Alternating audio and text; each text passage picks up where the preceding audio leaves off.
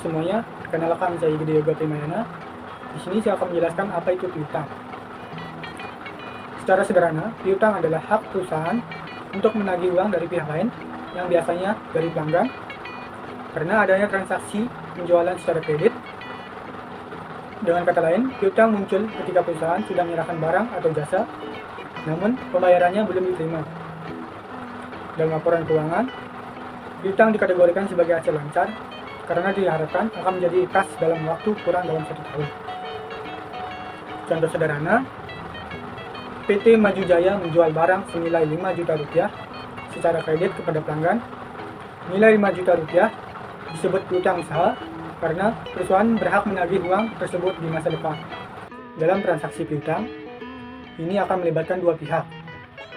Yang pertama yaitu pihak kreditur, yaitu pihak yang mendapatkan piutang atau tagihan sebuah hasil. Yang kedua, ada debitur, yaitu pihak yang membayar atau berkewajiban untuk membayar utang atau sebuah kewajiban.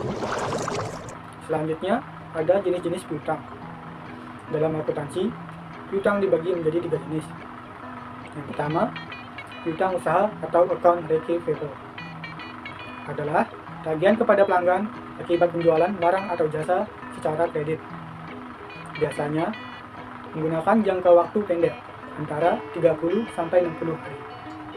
Kedua, ada piutang wesel atau notes receivable adalah tagihan yang disertai dengan surat pernyataan atau surat janji tertulis dari pihak yang berutang untuk membayar sejumlah hutang pada tanggal tertentu.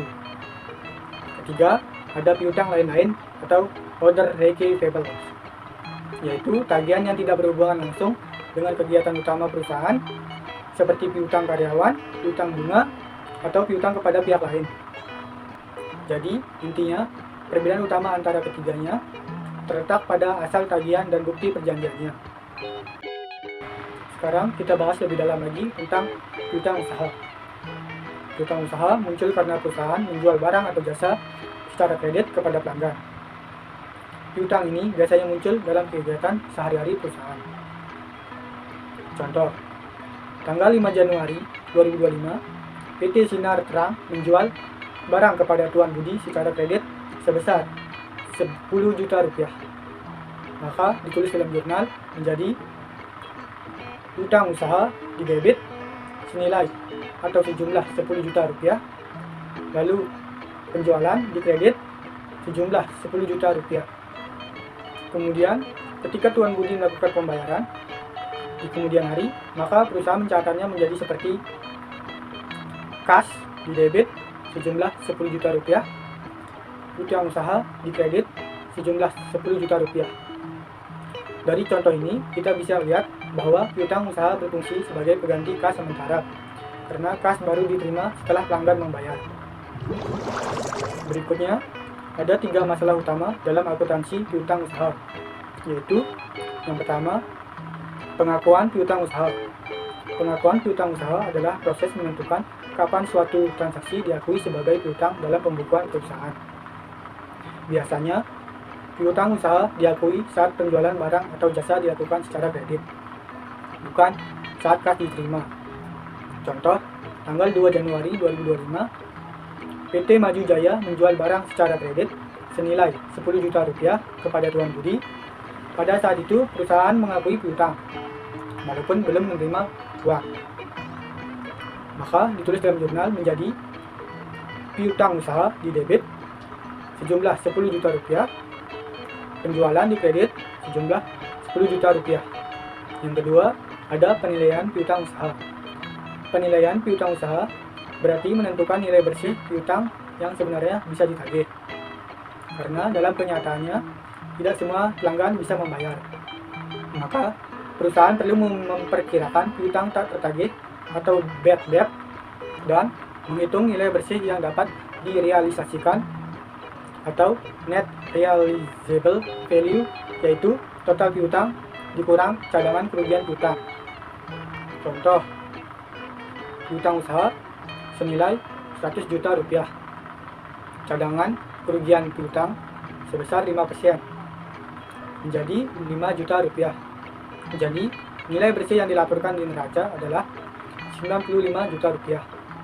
Maka jurnal pembentukan cadangannya menjadi beban kerugian piutang di debit sejumlah 5 juta rupiah dan cadangan kerugian piutang di kredit sejumlah 5 juta rupiah. Lanjut, yang ketiga ada penyelesaian piutang usaha.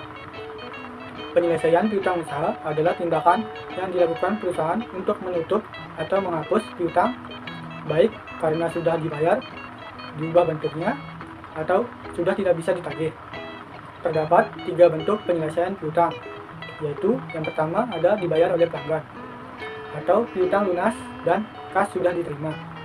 Dapat ditulis menjadi kas di debit dan nilai nominalnya, piutang usaha di kredit dan nilai nominalnya. Yang kedua ada dikonversi menjadi piutang wesel, atau pelanggan sudah menyerahkan surat wesel sebagai ganti utang. Dapat ditulis menjadi piutang wesel di debit dan nilai nominalnya, piutang usaha di kredit dan nilai nominalnya. Yang ketiga, dihapus karena tak tertagih.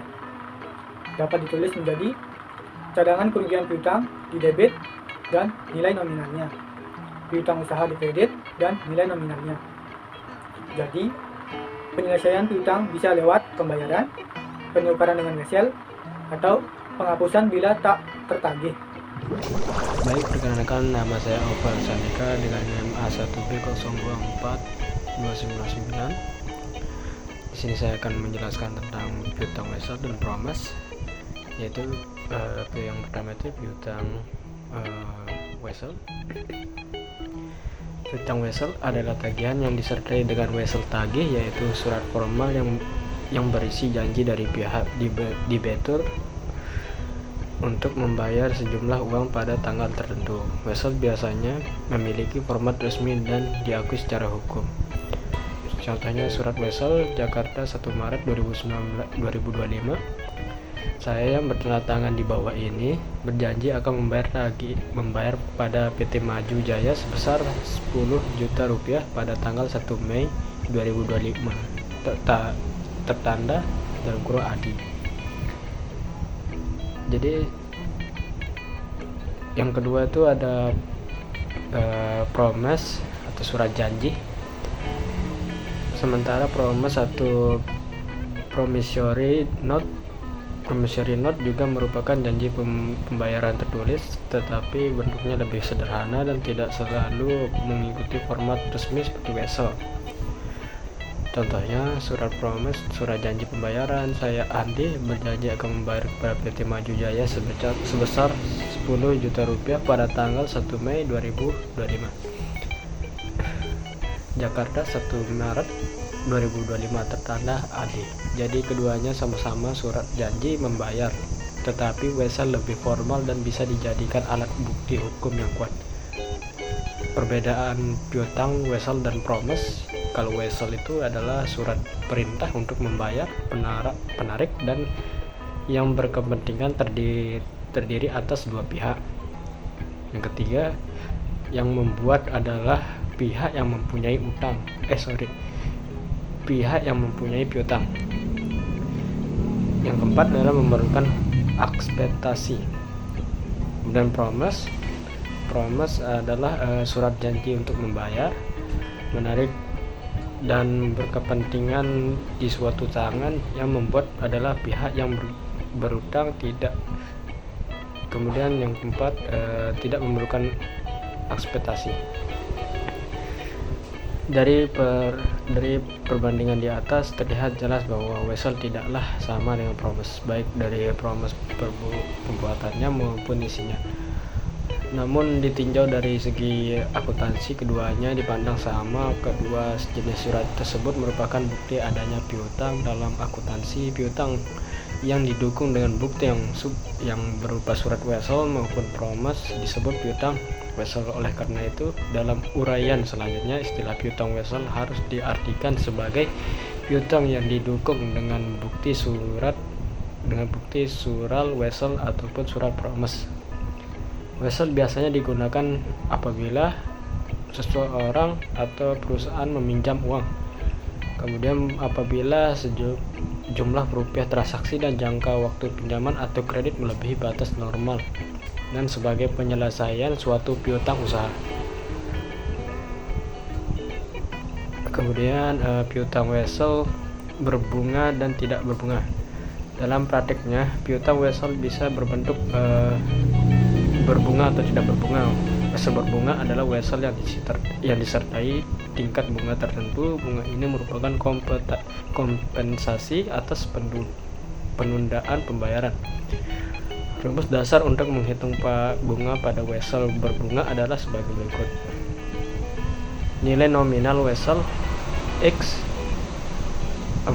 nilai nominal wesel dikali tingkat bunga per tahun kali jangka waktu per tahun sama dengan bunga.